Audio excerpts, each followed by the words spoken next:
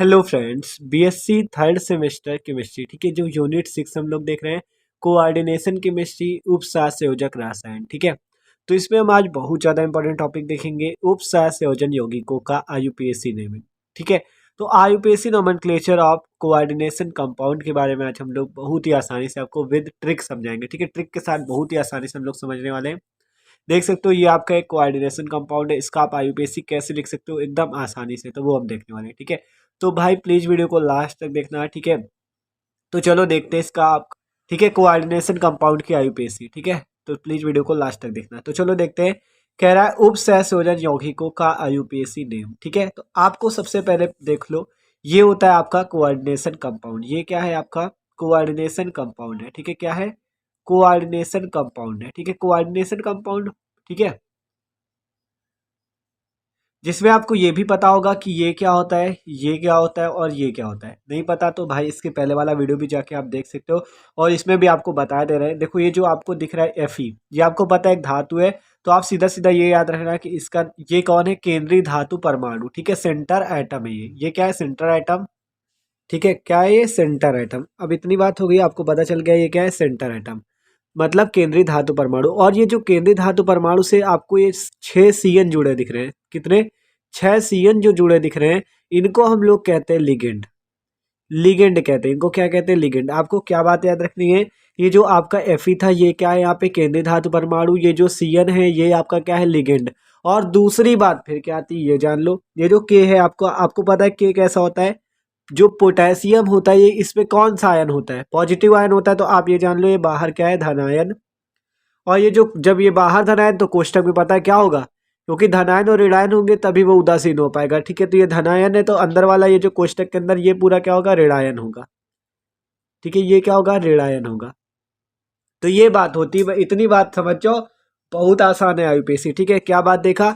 ये आपका एक आपका कोऑर्डिनेशन कंपाउंड है। इसमें आपको पता चल गया ये बाहर क्या है? यहाँ पे धनायन, और यहाँ अंदर क्या है? ऋणायन, ठीक है। अब ये भी पता है ये केंद्रीय धातु परमाणु है, ये लिगेंड है, ठीक है। इतना भी पता है। आप देखो, एक ये टाइप होता है कोऑर्डिनेशन कंपाउंड, इस टाइप से हो सकता है। एक दूसरा टाइप आपको बताते हैं, ठीक है। दूसरा टाइप देख लो, इस टाइप से भी होता है। जैसे आपको पता है यहाँ Cl क्या है? निगेटिव पे होता है।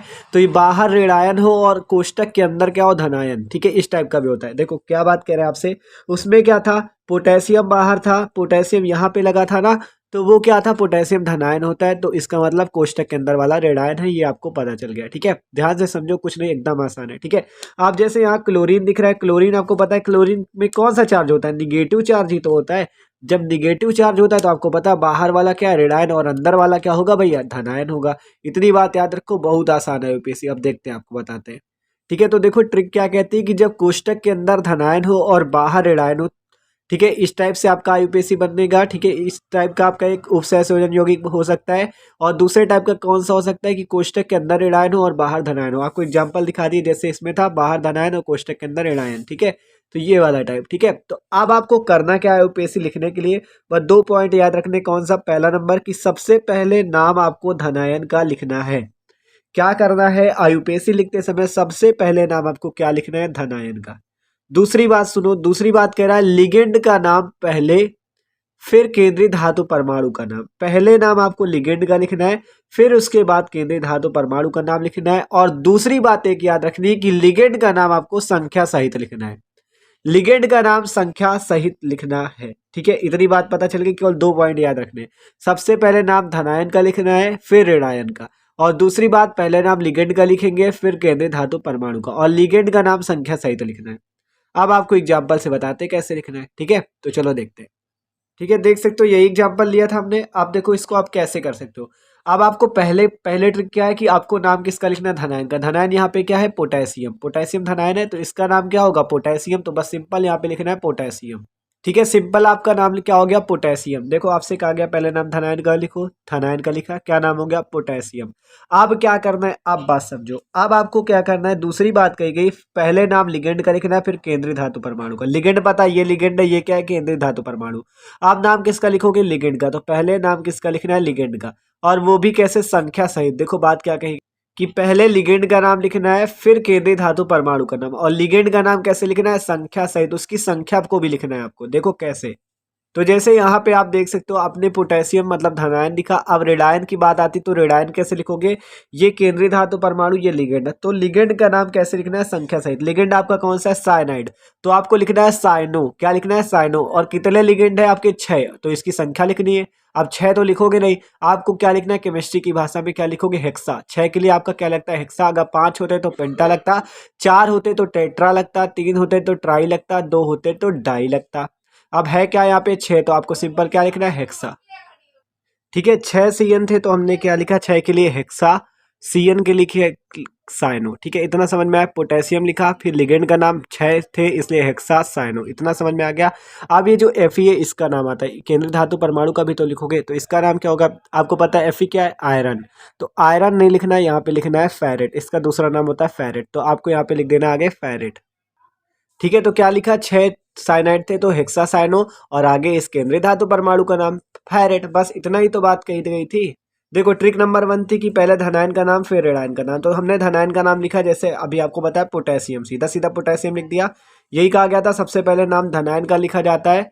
ठीक है, तो हमने पहले नाम लिख दिया पोटेशियम। अब कहा गया लिगेंड का नाम पहले फिर केंद्रीय धातु परमाणु का नाम, और लिगेंड का नाम संख्या सहित लिखो, तो वो बात हमने कही। ठीक है, लिगेंड का नाम संख्या सहित कहा तो हेक्सासाइनो लिख दिया, और फिर केंद्रीय धातु परमाणु का नाम फेरेट हो गया। इतना आपका ये हो गया आईयूपीएसी नाम, लेकिन अभी ये थोड़ा अधूरा है। अब आपको क्या करना है यहाँ पे भैया, इसकी ऑक्सीडेशन नंबर लिखनी है। इस कोष्टक के अंदर आपको ऑक्सीडेशन नंबर लिख देनी, बस आपका हो गया इसका आईयूपीएसी। क्या लिखना है यहाँ पे, ऑक्सीडेशन नंबर इसकी लिख देनी, ऑक्सीकरण संख्या। अब वो कैसे निकालोगे वो भी आपको बताते हैं। जैसे आपको यहाँ पे निकालनी किसकी आईयूपी, आपको ऑक्सीडेशन नंबर किसकी निकालनी, Fe की, तो कैसे निकालोगे, उसको आपको x मान लेना है और सबकी ऑक्सीडेशन नंबर लिखनी है। देखो कैसे, ठीक है, जैसे पोटेशियम है तो इसकी ऑक्सीडेशन नंबर होती 1, और कितने पोटेशियम, 4, तो 4 लिख दो।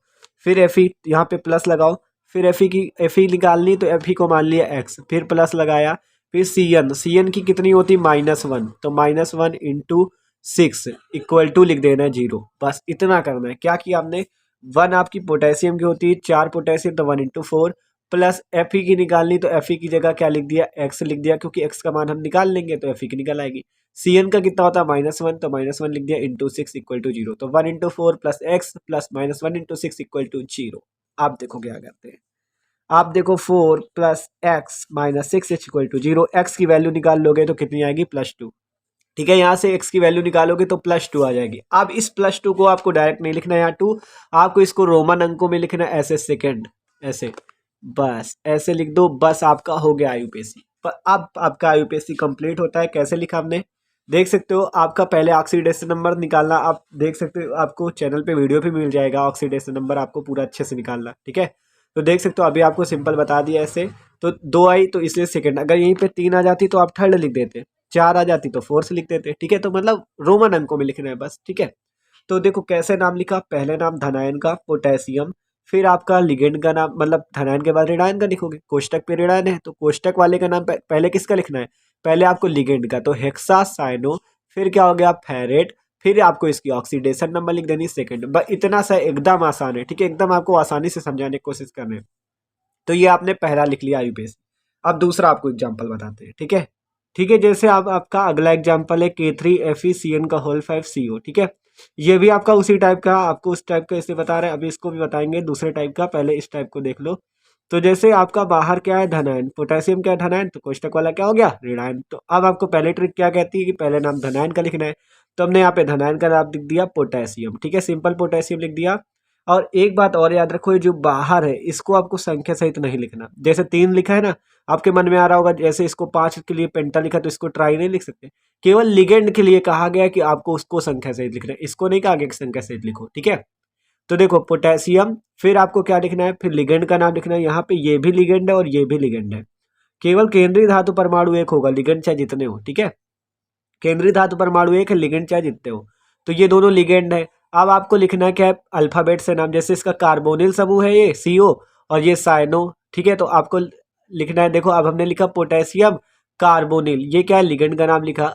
फिर इस पे कितने लिगेंड है, 5, 5 के लिए क्या लगाएंगे, पेंटा, तो पेंटा साइनो। अब क्या लगा देना है, फेरेट, और इसकी ऑक्सीडेशन नंबर निकाल लेना, जैसे अभी बताया था ना, तो सेकंड आ जाएगी। ठीक है, 2 आएगी ऑक्सीडेशन नंबर इसकी। ठीक है, इस कंपाउंड की 2 ऑक्सीडेशन नंबर आएगी Fe की, तो आपको क्या लिख देना है सेकंड। तो पोटेशियम कार्बोनिल पेंटासाइनोफेरेट सेकंड, ठीक है। तो ये इसकी हो गया आईयूपीएसी नाम, ठीक है।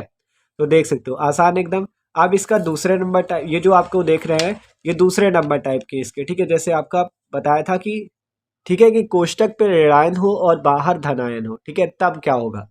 तो देखो देखो जैसे पहला नंबर है CONH3 का होल 6Cl3। तो आपका ये कोष्टक पे क्या है धनायन और बाहर वाला क्या है ऋणायन। तो चलो इसको देखते हैं कैसे नाम लिखेंगे। बस कुछ नहीं करना, आपको जो कहा गया है कि पहले नाम धनायन का लिखो, बस वही करना है।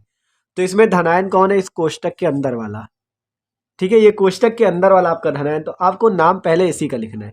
आप जब कोष्टक के अंदर की बात आती है तो आपको पता है पहले नाम हम लोग लिगेंड का लिखते हैं, फिर केंद्रीय धातु परमाणु का। तो पहले नाम किसका लिखेंगे, लिगेंड का, वो भी संख्या सहित। तो कितने लिगेंड है, 6 लिगेंड, वो भी कौन से, एमीन। तो लिखना है हेक्सा एमीन, ठीक है। तो क्या हो जाएगा, हेक्सा एमीन, ठीक है। 6 लिगेंड थे इसलिए हेक्सा एमीन। अब इसका केंद्रीय धातु परमाणु का नाम क्या हो जाएगा, कोबाल्ट, ठीक है। तो कोबाल्ट लिखना है, ठीक है, कोबाल्ट लिख दिया। अब इसकी क्या लिखनी है, ऑक्सीडेशन नंबर।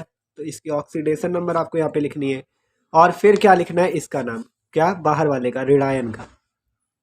पहले धनायन का नाम लिखा, इसका हेक्सामीन कोबाल्ट, फिर कोष्टक पे इसकी ऑक्सीडेशन नंबर लिखेंगे और बाहर लिख दिया इस ऋणायन का नाम क्लोराइड। मतलब बात वही, धनायन का नाम लिखो फिर ऋणायन का, ठीक है। तो पहले धनायन का हेक्सामीन कोबाल्ट, फिर कोष्टक पे बाहर क्लोराइड लिख देना है, ठीक है। तो कोष्टक पे इसकी ऑक्सीडेशन नंबर लिखनी है। तो आपको कैसे निकालनी है, देखो CO की कितनी हो जाएगी, x प्लस NH3 की होती 0, तो 0 × 6 प्लस Cl की होती कितनी, -1, तो -1 इंटू कितने Cl 3 इक्वल टू 0।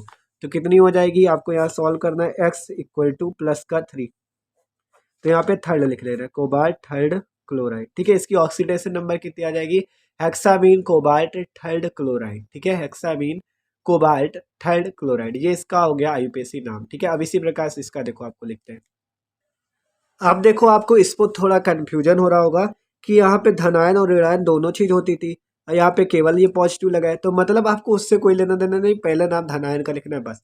ये पॉजिटिव चार्ज लगा है, खुद बता रहा है कि मैं धनायन हूँ, तो बस बता दिया इसने, लिखो नाम।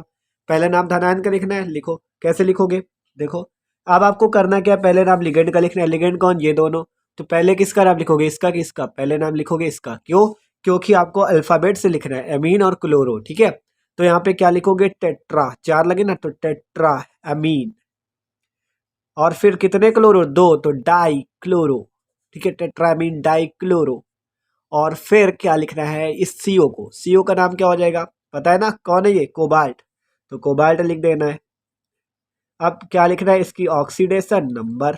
ऑक्सीडेशन नंबर कैसे निकालोगे, CO के x माना, NH3 की पता है 0 होती है, अभी आपको बताया। तो 0 इंटू कितने NH3 4 प्लस Cl की कितनी होती, -1, अभी पता चला।